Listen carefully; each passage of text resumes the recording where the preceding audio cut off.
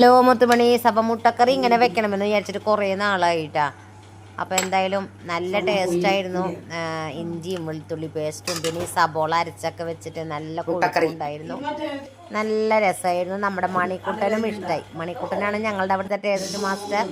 മണിക്കുട്ടൻ ഭക്ഷണം നന്നായി കഴിച്ചാൽ നമ്മൾ ഊഹിക്കാം അന്നത്തെ ഭക്ഷണം സൂപ്പറായിരുന്നു. വയറ് നിറഞ്ഞാ?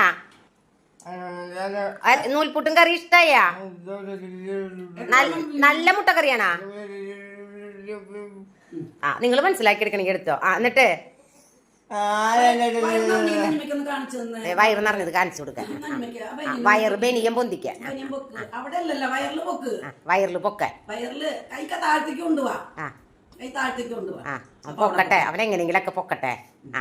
പൊക്കട്ടെ. എങ്ങനെയാ ബനിയം പൊക്ക കണ്ണാ? കണ്ണാ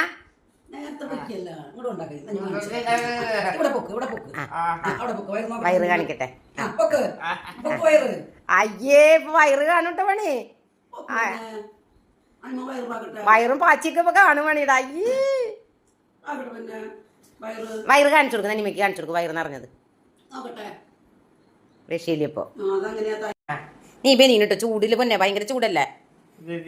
ശരി ഓക്കെ. ശരി എന്നാ കുളി കഴിഞ്ഞല്ലേ?